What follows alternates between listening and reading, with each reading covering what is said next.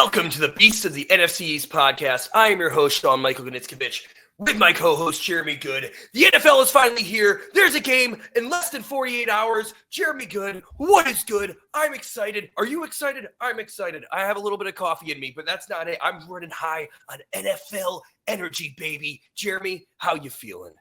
Internally, I'm very excited. I don't think I can match your what you're bringing right now, Sean. And I will say, too, the victory lap over the last several months has been great. And you sort of want to bathe in and soak that up for as long as you can. But it'll be good to get back to NFL football already. And especially with the Eagles team. And I think they'll be good again this year, too. So I'm excited. It'll be fun. Yeah, I'm also very excited, man. This is going to be huge. We're going to be previewing the week 1 games right now. We're going to be taking our picks. We're going to be going through everything here. And, it's going to be very, very, very exciting. Sorry, I'm getting a text from my fiance. It's early in the morning, and she is saying that I'm too loud. I guess I'm a little too excited. Probably a little too much energy in here. Not excited enough. Yeah. Well, she's excited about that Micah Parsons trade. We'll get into that, the impact on that, and some other things here. But yeah, the Cowboys, and this is really exciting. I don't remember the last time this has happened. Where we have 2 division games to start off the season with the Cowboys and Eagles, obviously kicking things off on Thursday, and the Commanders and Giants starting off fresh early, like the Giants are used to. While we're crappy with a nice 1:00 Eastern time slot on Sunday, which honestly I love. I'd rather get it out of the way, and yeah. I mean, a couple years ago when we started with Sunday Night Football against the Cowboys, and that was I remember that. Hyped all day, and then misery. But this season I'm feeling a little different. I've been optimistic going into every single season since we started this podcast. Week 1s have not been kind to Giants fans. It's you start off, with 0 losses, and you think, the world's your oyster. This season could go any way you like. And then misery. We're like, oh, Sam Darnold on the Vikings. This is a joke, dude. We're wearing our Century Reds. Everybody who bought a Century Red jersey, I'm pretty sure has burned it by now because we only wore it for that one game. And that game was miserable.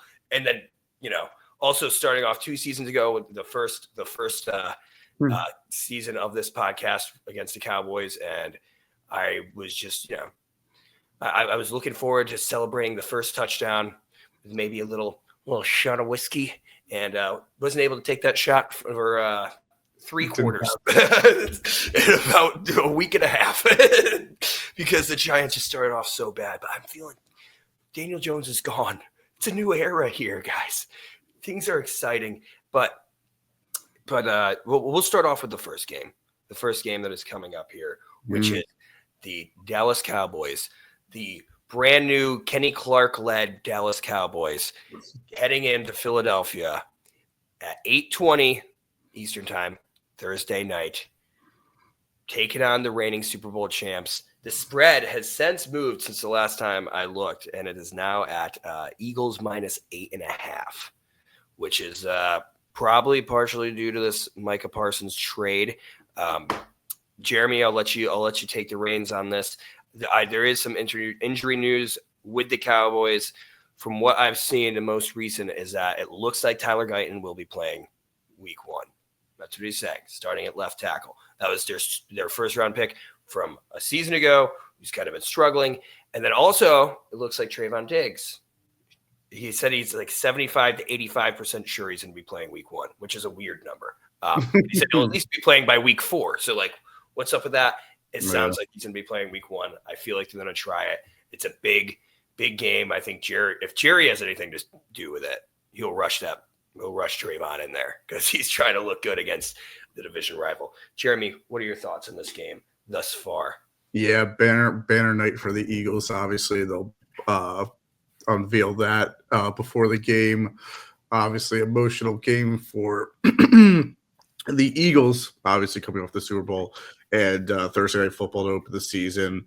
The link will be rocking, of course. Great environment, one of the biggest rivalries, if not the biggest rivalry in the NFL between 2 teams that hate each other. So It's 8.5 is a big number for a spread. I think that it's up there. I think the Eagles ultimately win by double digits. They have a few injuries to monitor with Dickerson at guard.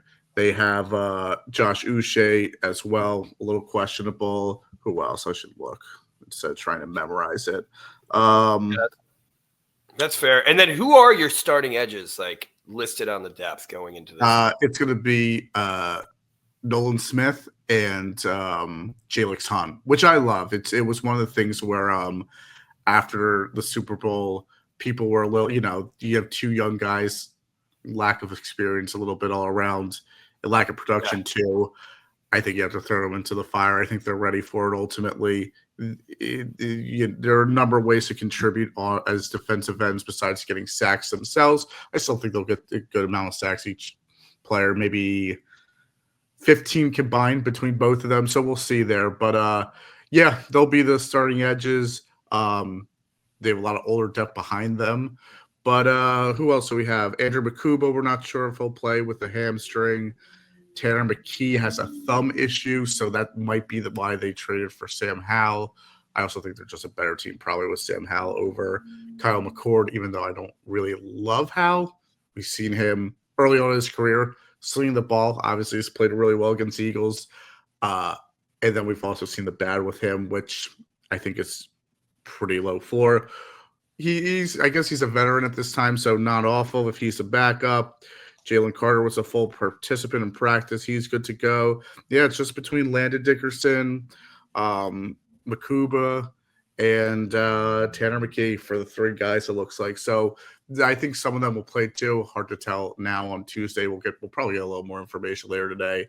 But injury-wise, looking solid. For the Cowboys, it just looks like Perrion Winfrey is the only guy who will not play.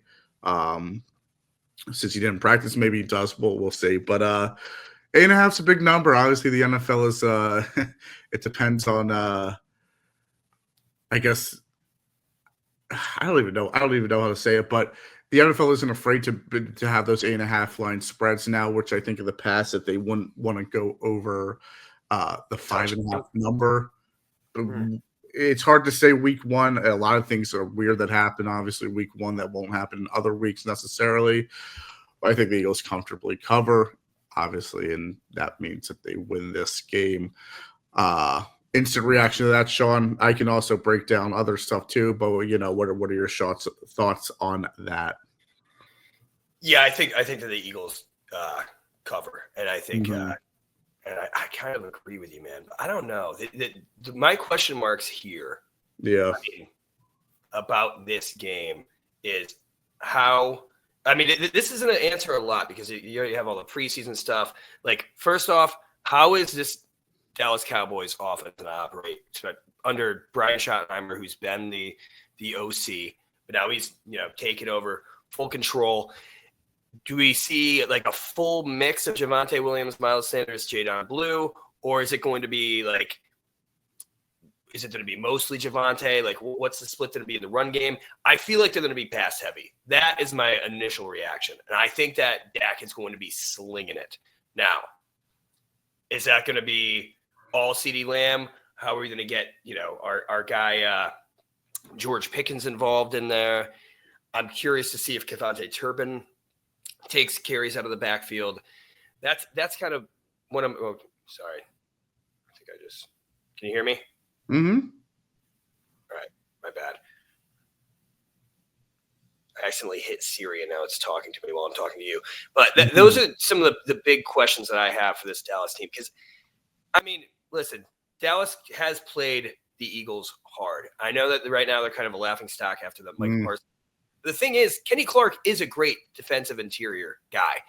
It's just like you're looking at their edges now, and it's, a far cry from what they were a few years ago when they had Micah Parsons and they had DeMarcus Lawrence. Now, Sam Williams, who has been their third guy, is like their defensive end one.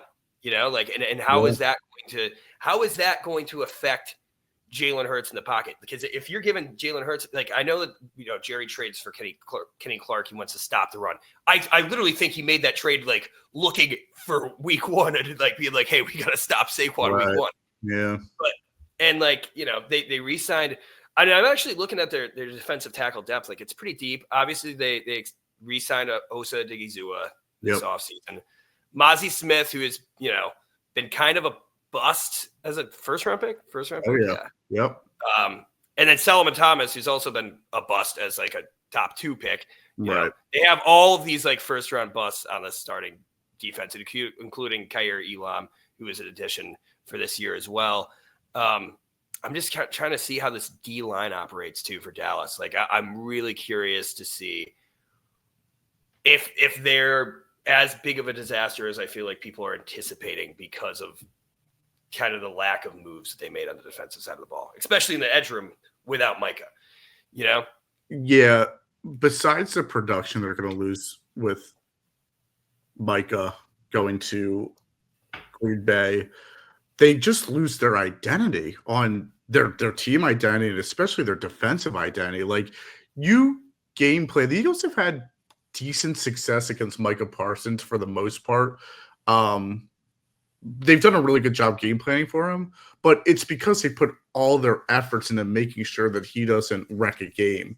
And even if he isn't wrecking a game, he's always a threat to wreck the game. You can't ever take a play off. And just losing that component of your team, regardless of the production, just that identity, I just think is wildly massive for Dallas. I mean, that's not a controversial statement at all, but or original, but it's just the production and just the identity and the threat of the Cowboys going forward, massive. And I think that's something that Jerry Jones probably thought he could overcome. And like now I think it's clicking to him, saying that we're just not a threat. Even when Dallas is not that good, they always seem like enough of a threat because of guys like Micah Parsons. Yeah. I don't know. I mean, that's true. I mean, and there is that news that, like, he's going to need, like, what, an epidural in his back to play. That's what it's called, right? Yeah. Yeah. Same thing that pregnant women get. Yeah. He's going to need to get an epidural in his back to play week one. And then there's also a rumor that he might need one for every game this season because of, like, back pains, which I guess the Packers were unaware of. I mean, I don't know. I don't think it's changed his odds to win Defensive Player of the Year, which, his odds on favorite. I'm not really too concerned with that. And I don't think that's why you would trade a generational talent like that. They did extend Deron Blaine, though. Now they're starting to extend players early. And I did look at that contract. I guess it was first reported to be a lot more than it ended up being. I think the first reports was like it was $100 million with $50 million guaranteed. But the actual breakdown is a 4-year contract, $90 million total, with $36 million guaranteed, with an average of 22.5 per year. And if you break it down, like, he's owed, like most contracts, it's backloaded. But if he actually plays up to this contract when he's due, like, the 28 million on the last 2 years of this contract, I think that's actually a pretty solid deal. If he ends up being as good as we saw him 2 years ago when fully healthy. Yeah, if we only have 1 year of contact. Yeah, that's probably not the right word, but 1 year of him. And I thought that 2 years ago, I was mentioning, if you remember too, obviously he was producing at a high level. Don't get me wrong. Some of it seemed a little more situational than situations football. Like, it just seemed like he had so many pick sixes because there was just nobody there. Like the way the offense was too, being able to jump around, just having but regardless, he played well 2 years ago.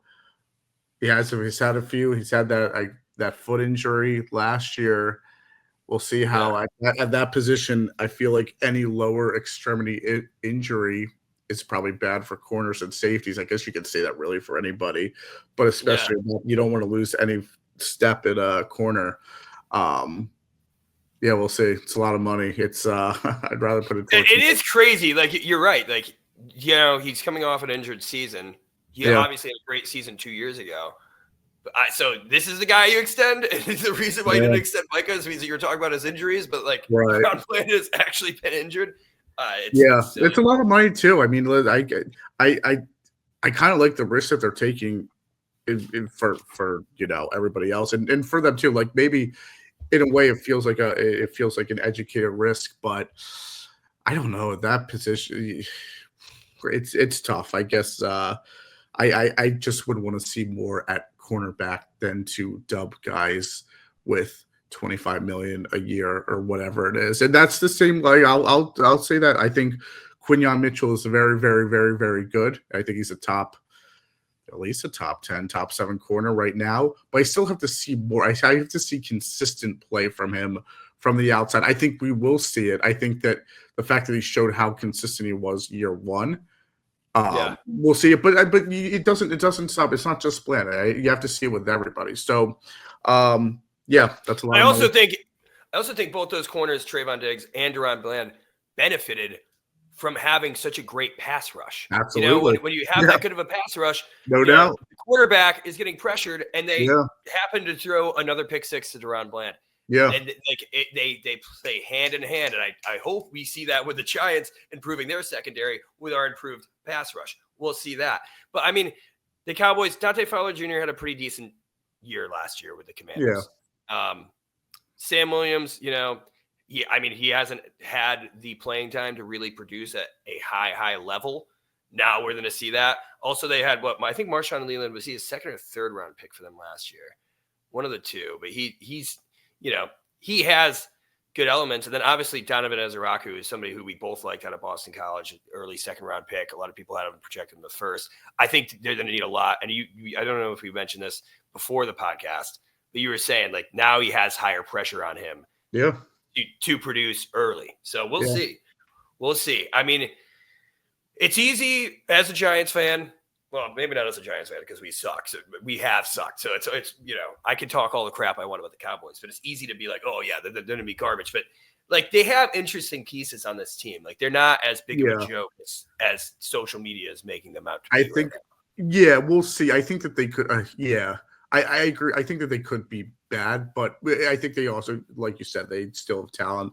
Like I said, I've said before, even though the Cowboys have been a laughing stock for the last few decades, they have always put out competitive teams for the most part. Most of the years, they've had pretty decent talent overall. Some of us more than others, some more serious than others, but they've always put out talented rosters. It's just that they fold in the playoffs ultimately the same shameless ways that they do. But I think a lot of people writing them off. I still think they have offensively they have talent. We'll see with the running back position, but that's the biggest question by far. Mike, he just changes everything. It changes on field and schematically, production. It's wild. I mean, it's not wild, but like top three defensive player in the NFL probably. Oh yeah, 100%. I mean, Mike and a face of the league at defensive end. I mean, that is huge. Also, something to note too is like that whole linebacker room is it's not like the starters. I mean, Jack Sanborn, he was a new addition. Kenneth Murray Jr., new addition, former first round pick. Curious to see how those guys play out too. I mean, it's gonna be a fun game. I mean, we could talk about the Eagles have a lot going in here. Like, what are your biggest concerns with the Eagles roster coming from last year into this year? Obviously, you guys lost, Josh Sweat. You guys lost Milton Williams, but you guys have kind of like plugs to replace them because that's how great he is. And you guys lost CJ, but it seems like you guys are looking good. And like the safety room, I'm looking at it's deep. Even if Makuba doesn't play, I mean, he's a rookie. Like what we're really expecting of him. But yeah, I mean, you have a Dory Jackson starting at corner. That's the biggest. That's the big. Most likely, it hasn't been announced yet, but it seems that way. I think that's one of the biggest concerns. This team, it sounds silly, but I think that the Eagles have always been really, really successful, and they've had two very, very good cornerbacks to start. A few years ago, when they went to the Super Bowl, they had Slay and they had James Bradbury, who had a great year. And then the second year was awful. But in the end of the first year, he sort of decreased his play a little. But they had those two guys. Last year they win the Super Bowl. They have Slay and they have Quinyon Mitchell. And then they had so much depth too. They had Isaiah Rodgers, they had Cooper DeJean. My God, it's unreal depth. So now you have Adoree Jackson as cornerback too. I don't know what to think. I don't know if he's going to be making plays. So that's a concern. I think the second safety spot next to Reed Blankenship, if Makuba can't play, is a concern. But I think Cindy Brown can fill in as well for at least a week and maybe even start. So secondary, I guess, is a concern. I've seen guys it doesn't even look that weak, though, to be honest. Like, even though it's a concern maybe as reigning Super Bowl champs. Right. You know. I guess also just picking up, the depth places, picking up where the guys who got paid to go elsewhere this year, I think that they can certain spots. I also don't think you need to have the depth that the Eagles had to win a Super Bowl. I'll be honest, I think that last year's team depth-wise for the Eagles was one of the deepest teams in the free agency era. I guess I'll go that far. I don't think you need that. That was nice to have, but I think if your best players just step up to the occasion, even so, you can be okay there. But yeah, depth too. They lost some talent, and they need to replace it, or at least semi-replace it, where they can back up where they left off, I guess. All right. So I'm going to say key player on offense, key player on defense for both teams here. Who are you picking? Offensively for the Eagles, who's your pick? Who's going to be the game changer? Who's going to be the MVP of this game for the Eagles? There are a few. Obviously, there are a few guys. I think.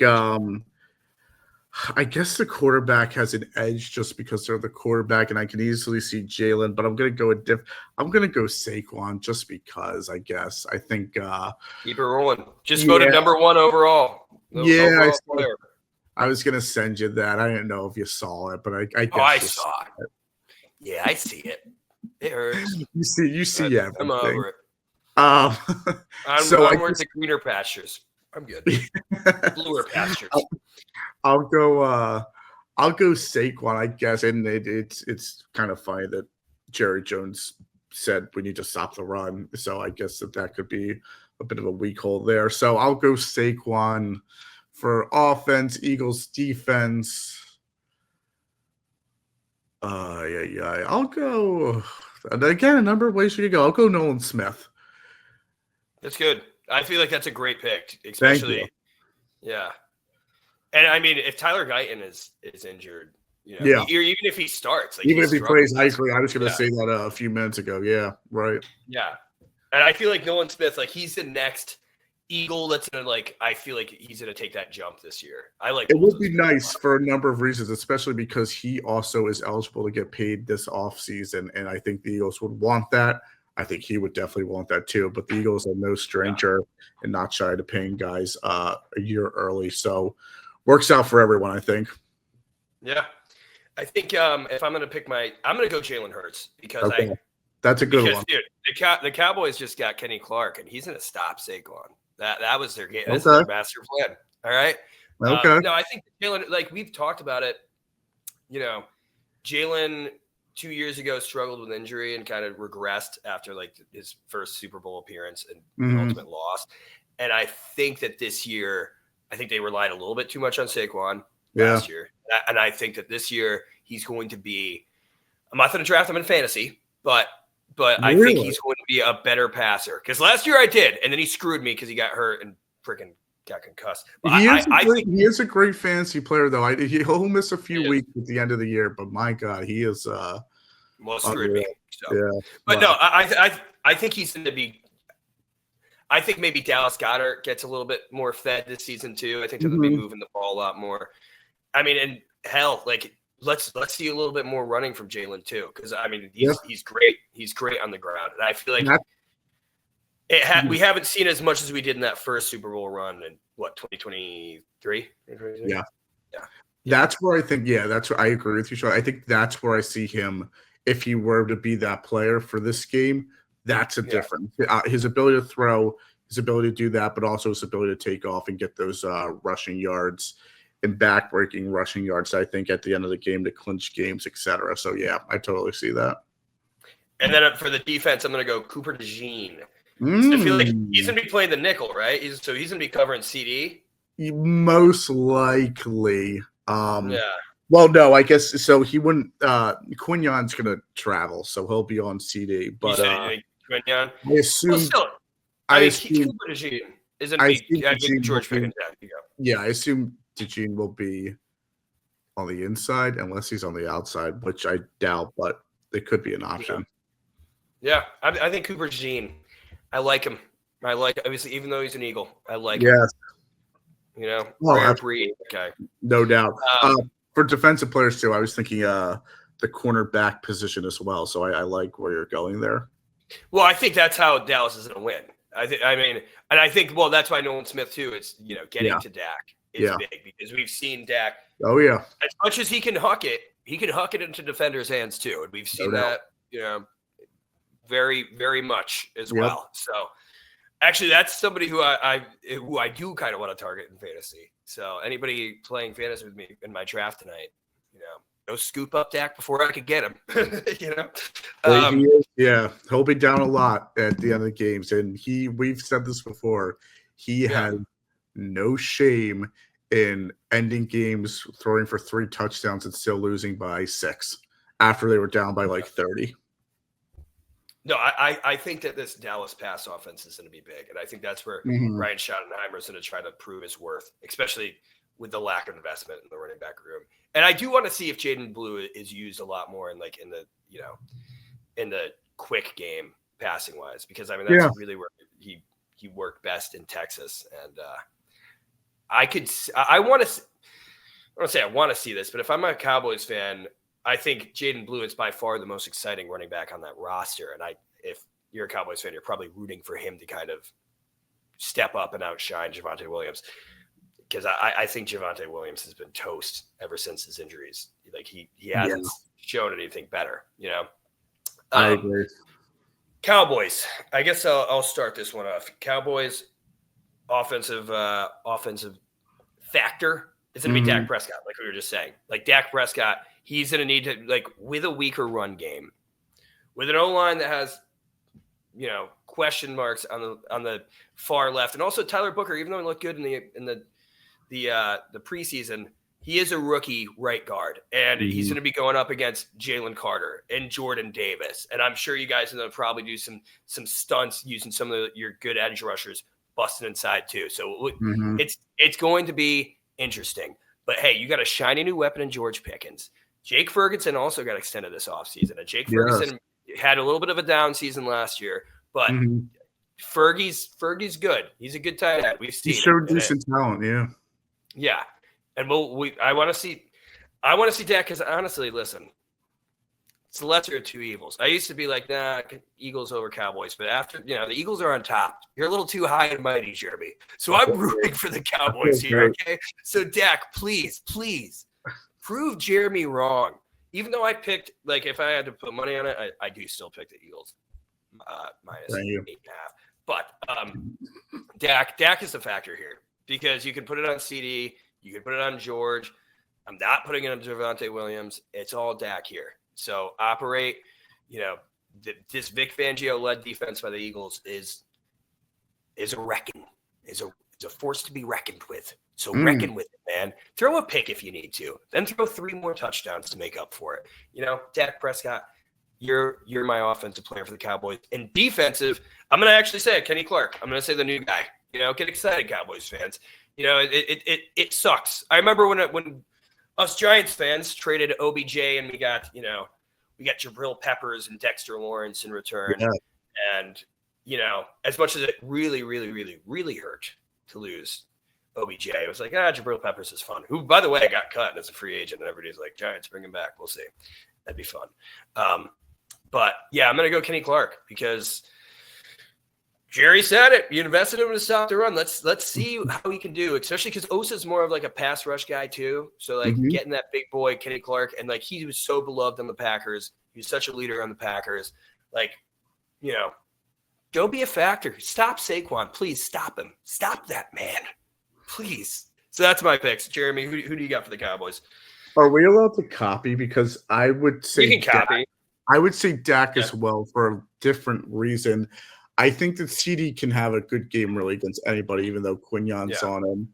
But it might be a little difficult. So I think that Dak will have to be creative in getting other guys involved. And he, with lesser guys like a Dory Jackson, maybe that could happen. I guess I could also see Jake Ferguson making some plays as well and being the ultimate difference. But he would need Dak in that case as well. So I think I'll go with Dak on offense because he can go to different guys and maybe exploit different parts of the Eagles defense that aren't named Quinyon Mitchell, etc. For defense, I'll mix it up and I will go I'll go Trayvon Diggs. He's had decent success against the Eagles. He's had a few picks against Jalen. He feels comfortable against this team, although hopefully over the last few years it's been difficult to defend this team more, and they've gotten smarter against the Dallas defense, but I'll still go with Trayvon Diggs. Yeah. Hey, if he plays, yeah. And I think that's a big deal. Yes, too. assumingly I feel like he's going to play. I think so, too. Yeah. Yeah. I mean, that's their whole thing. Like those Cowboys, Trayvon Diggs and Deron Bland, they're playmakers on the defensive side of the ball. Like they get picks. Yeah. So I think that is a huge one for sure. All right, you want to do a score prediction, Jeremy? What are you thinking? Yeah, we'll go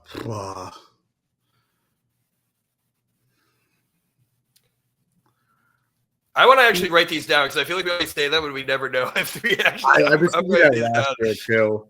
It probably felt better if that we did it that way. Yeah, what you got? Just throw out some numbers. I'll go 34-17. 30. Oh, double, dude. 34-17. Obviously, that's Eagles. All right. Eagles. Yeah, sorry. I hope that's the score because Jesus, man.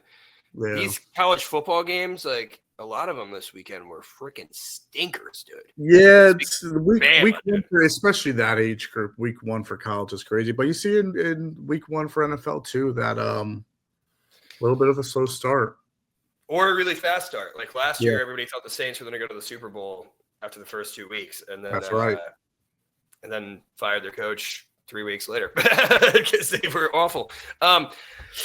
All right. Oh man. I'm thinking big game here too.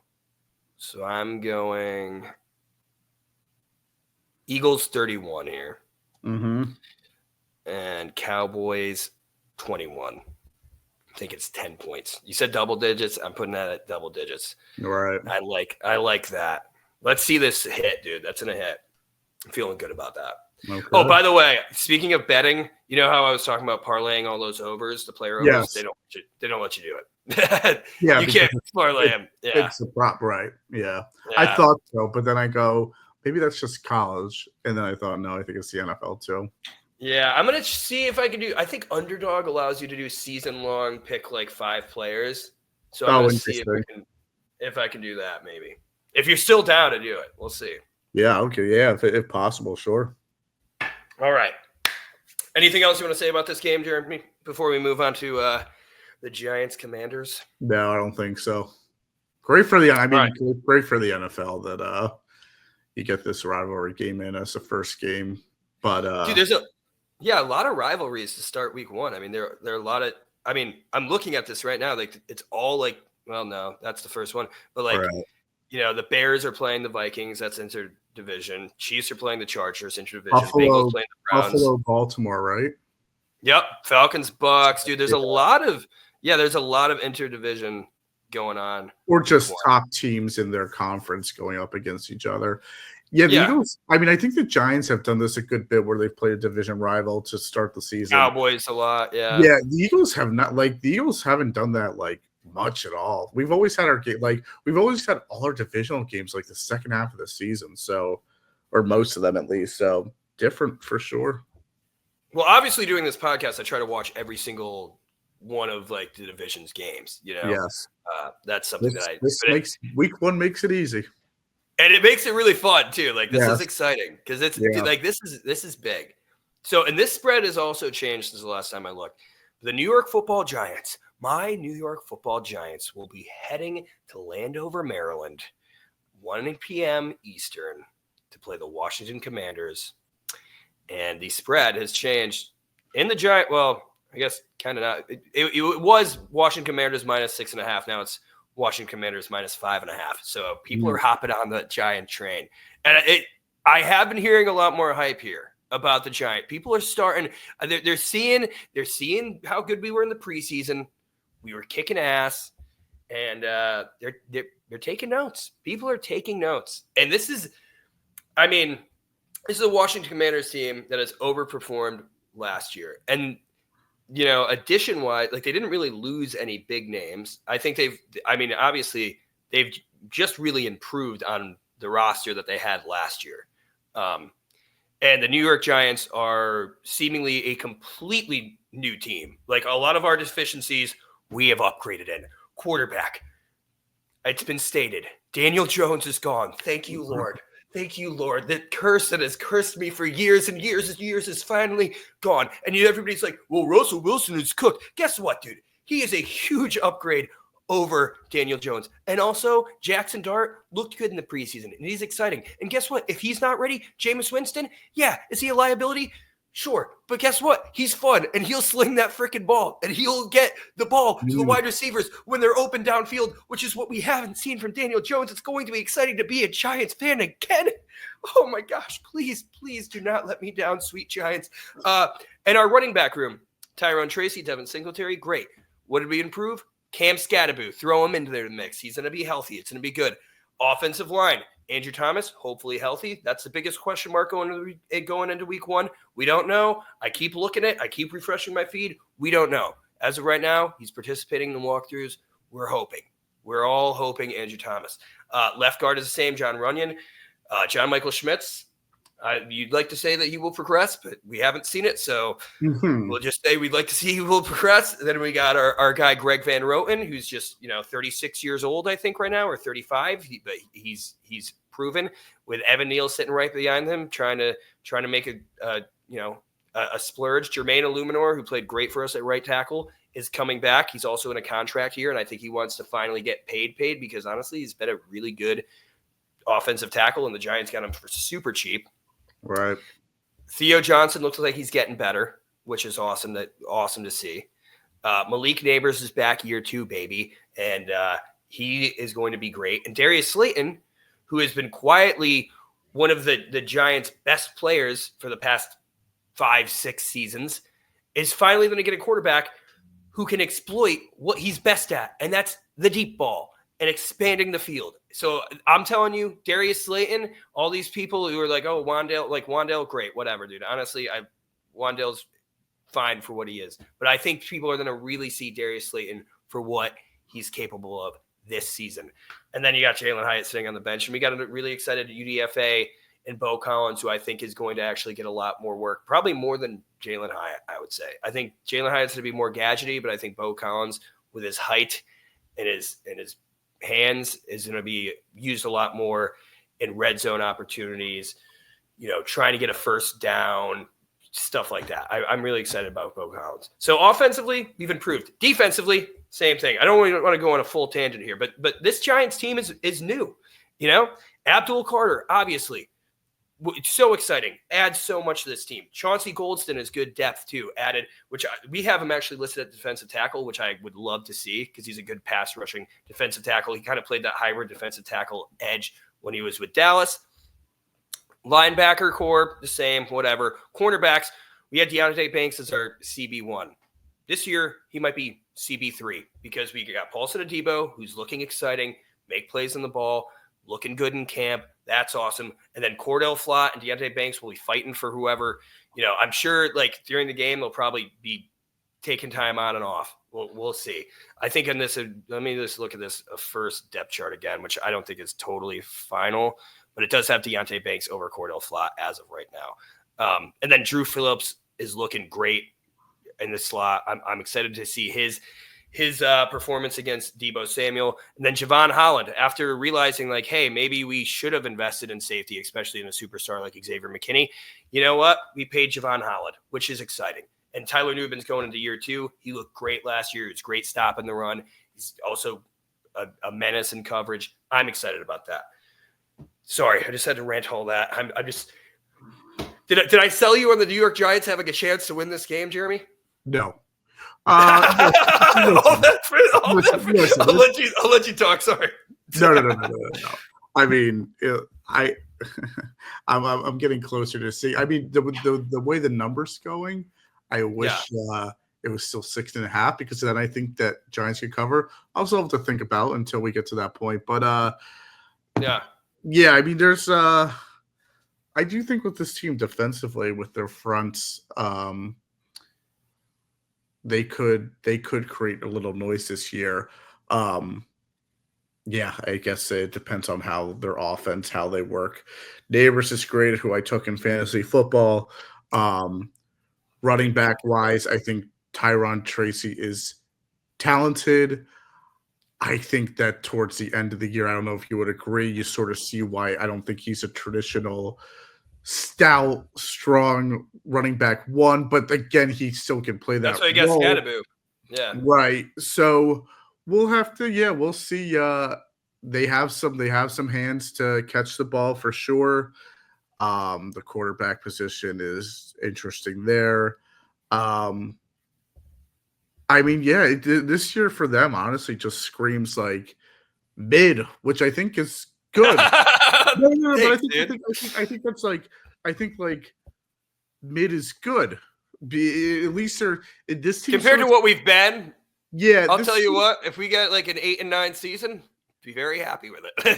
I think there's a vision. I think there's a vision for that. I think that might be a little generous, but that's fair. It seems like a mix between a good bit of veterans, some young talent, and some pieces a little bit of everywhere that's decent, okay to pretty good, where I think that they could be progress to a mid team this year and be not an easy win necessarily, not a tough one too, but a mid team.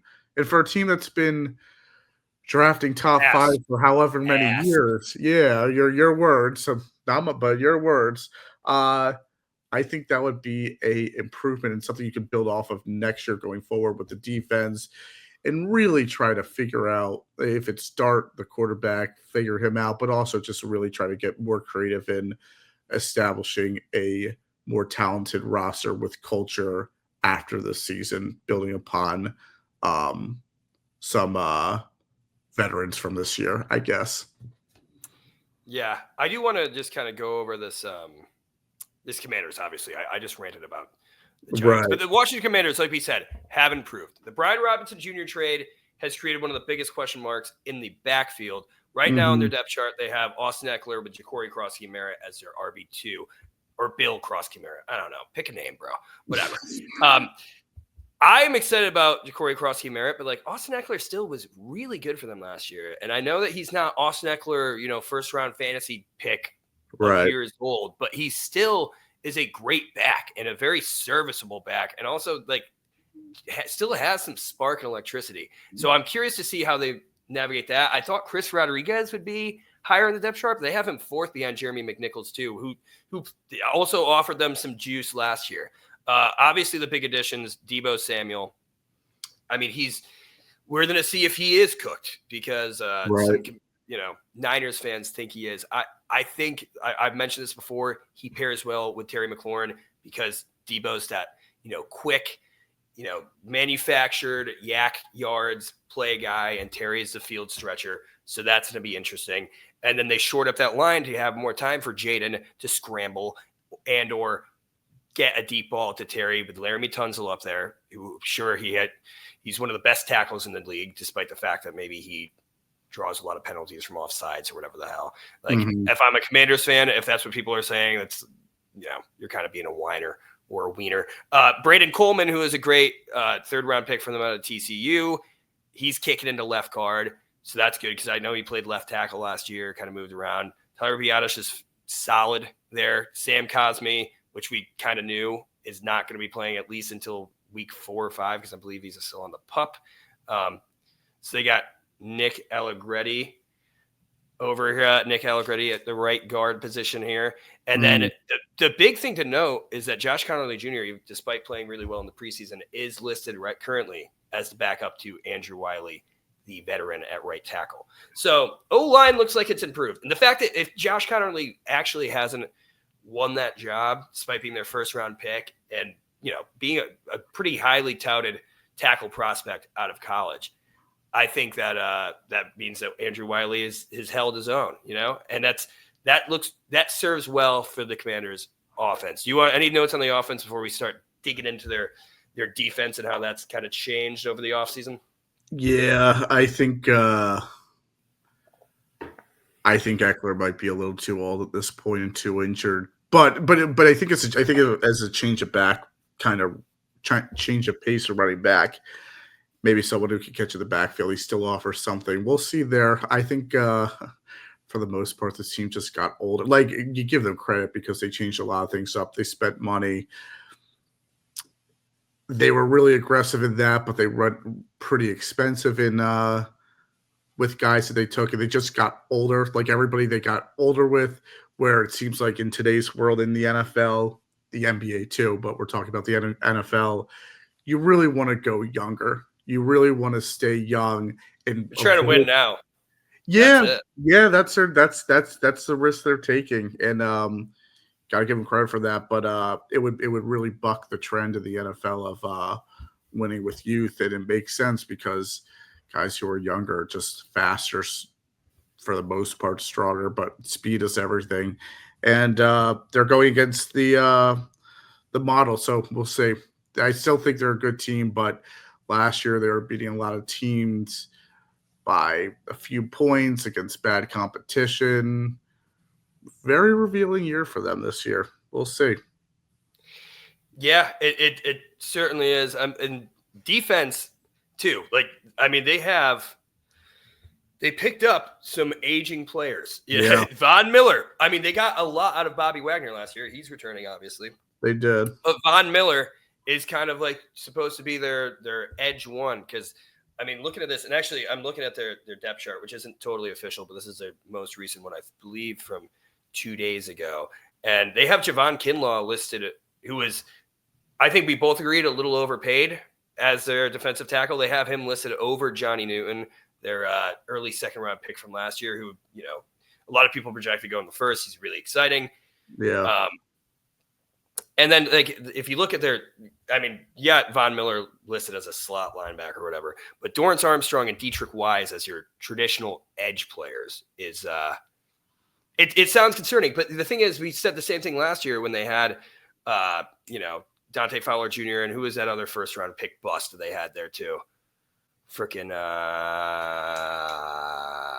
can't think of it. They had another on the edge. On the edge. I think the Cowboys picked him up too this offseason. I think they cut him. Oh, well, I'm not sure. Yeah, it's Blake and me. There's Commanders fans like, you freaking idiot, dude. But it was so bad that he's forgettable as a first-round pick.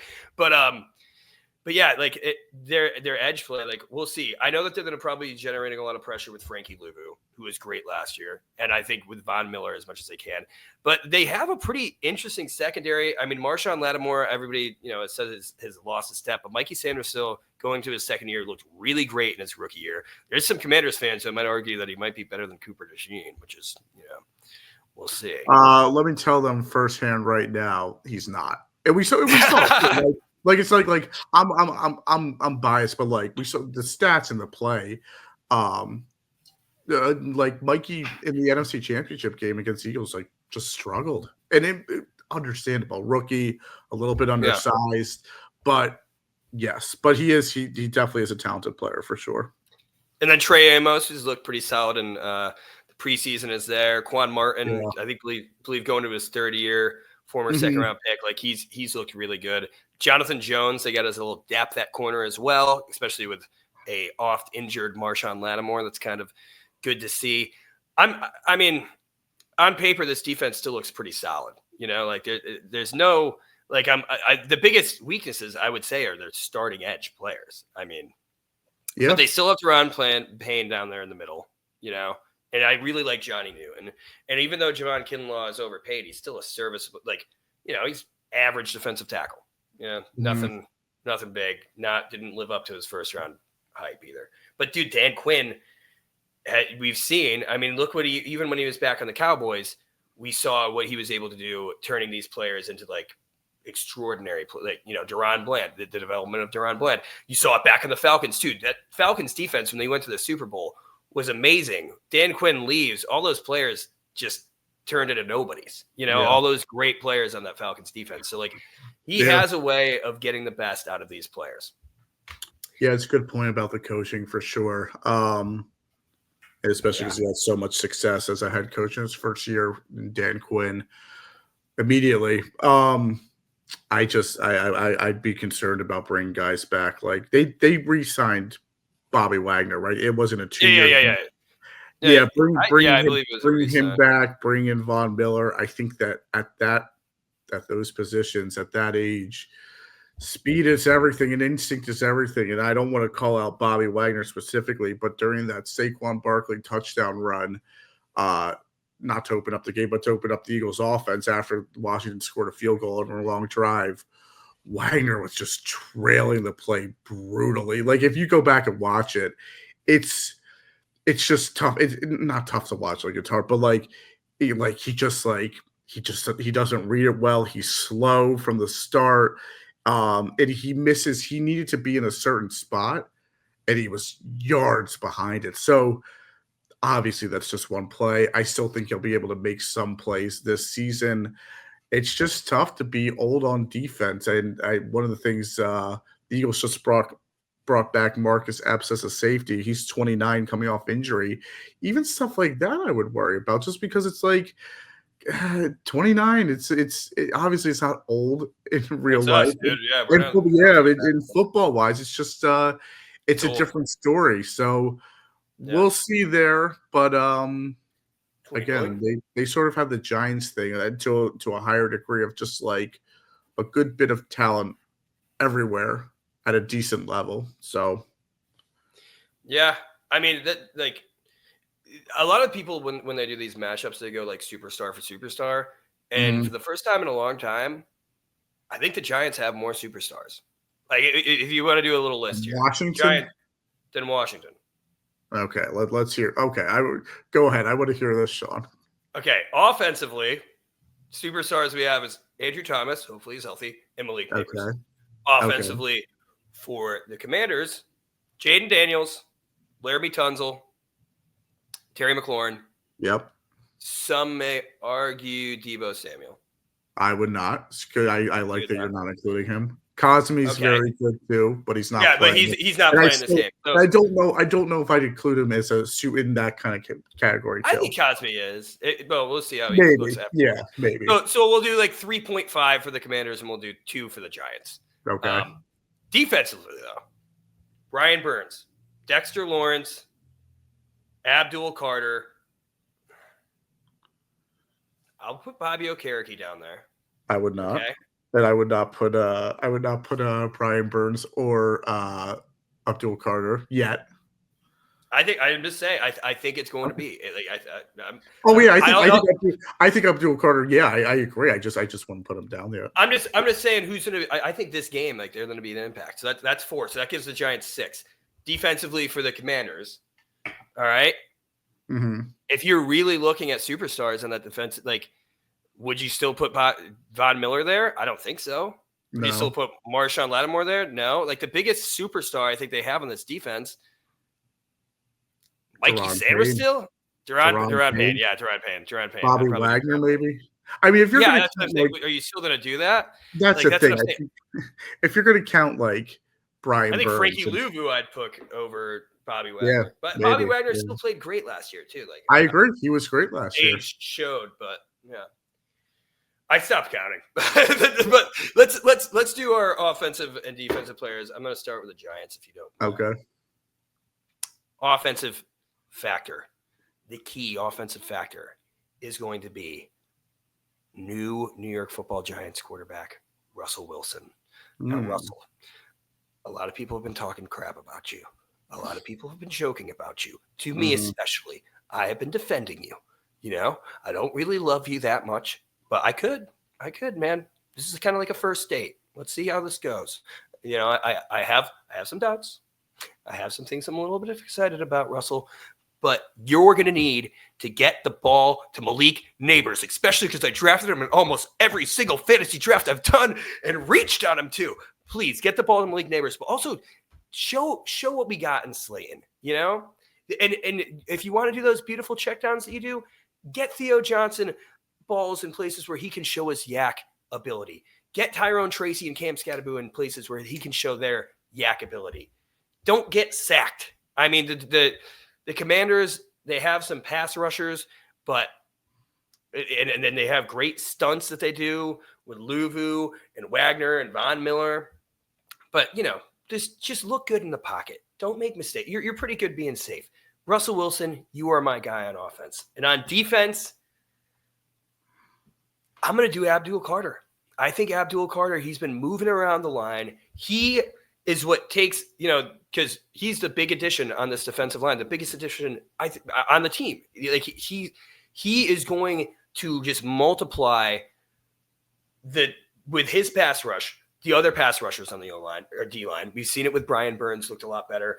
Dexter Lawrence is going to have more free opportunities. Kayvon too. When you have that Fantastic Four, man, I am so looking forward to the first time I'm seeing that Fantastic Four. Man, I'm getting juiced up just thinking about it. It's going to be awesome. And then you're going to give more opportunities to the play-making defensive backs. Get Javon Holland back into the interception column. Get him back to where he was a few years ago because he's kind of been in a little bit of a slump. Paulson Adebo was great last year on healthy for the Saints. I want to see some interceptions, and I think that will be force multiplied with Abdul Carter on that D-line. So those are my two new Giants who make me more optimistic about this team that I'm going to do as my X factors for offense and defense. Jeremy, who are you picking for the Giants? Offense is tough because Neighbors is so safe, but I'll go. This is like somebody who's a factor to win this game, you know? I know. So I think that he fits that too, but I'll go Tyrone Tracy. I think Okay.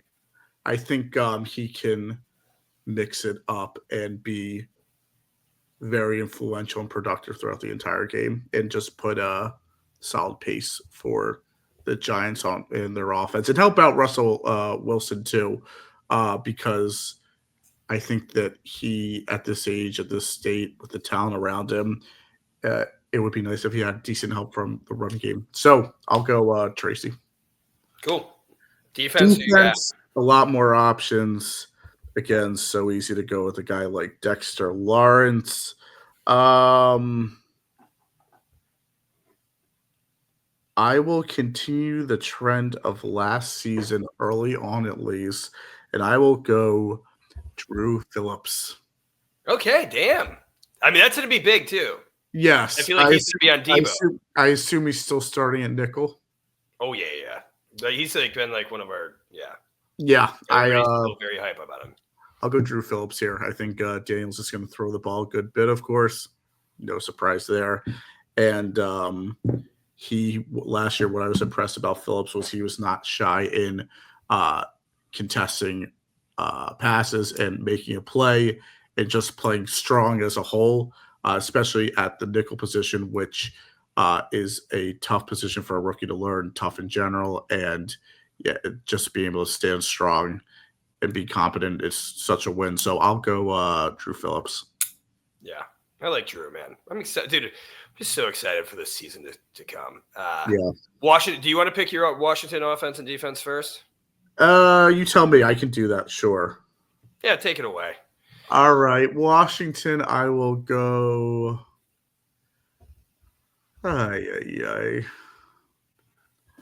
I'll go with the former Eagle. I'll go Zach Ertz. I think.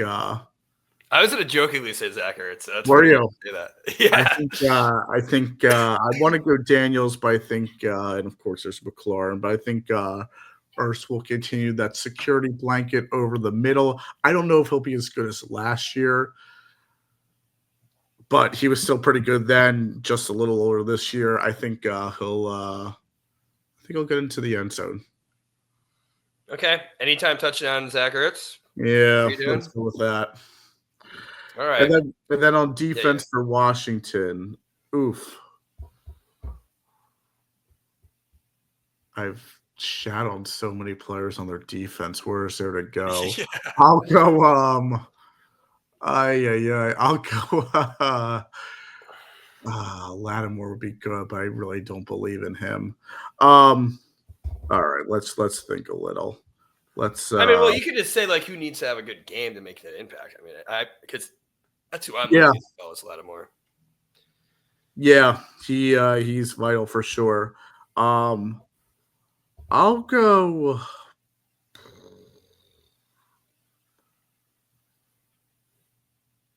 I want to be strategic here too, but I will go.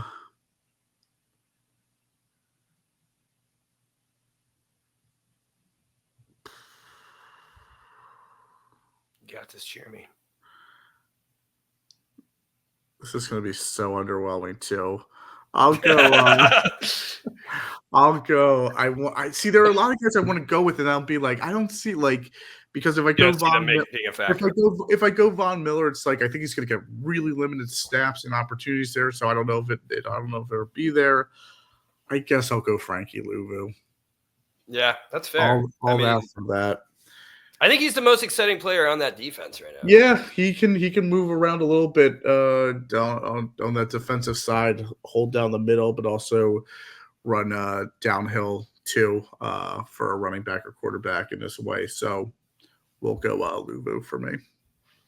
Yeah, I think offensively I'm going to go Deebo Samuel just because like that's a good one. Kind of know what Terry is in this offense. You know what Jaden Daniels. You somewhat know. I mean, we're expecting Jaden Daniels to continue. Right. I think everybody is.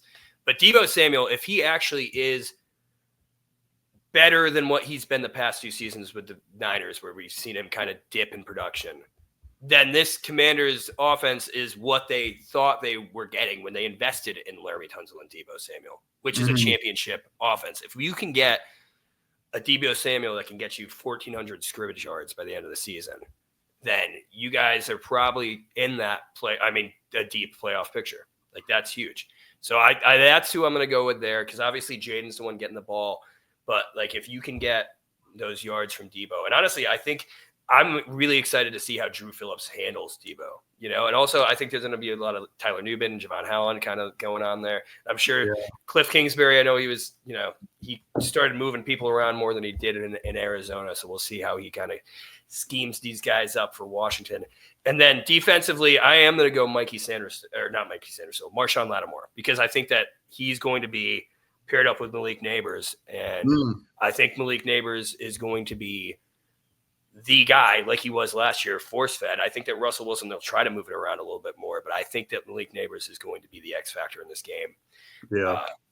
And we'll see if Marshawn Lattimore has lost a step.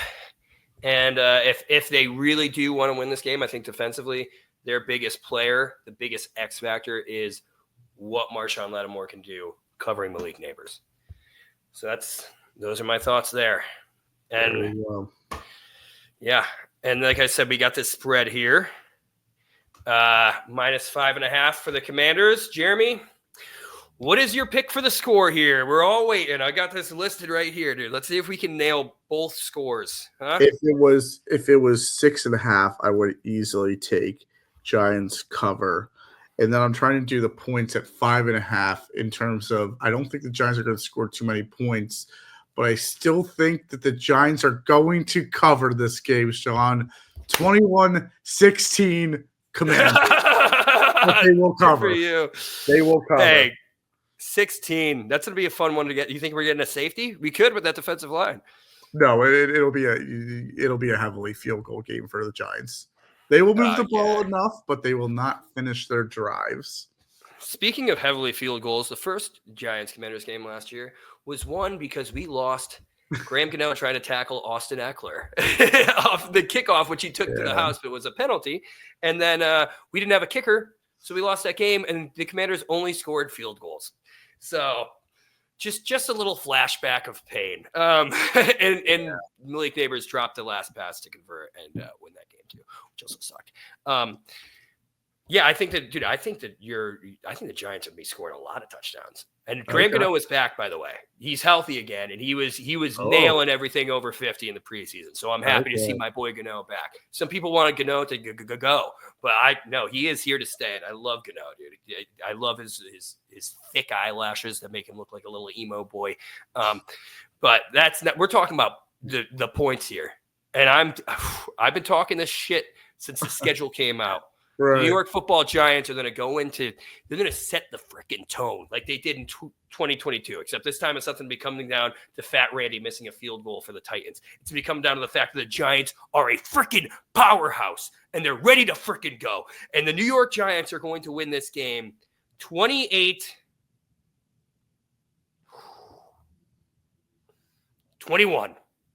They're going to win by a whole freaking touchdown.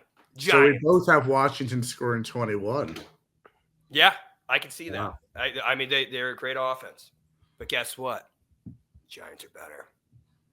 I mean, actually, they're probably not a better offense. But and the one thing we mentioned it too, I'm really curious to see how this Commanders backfield is now.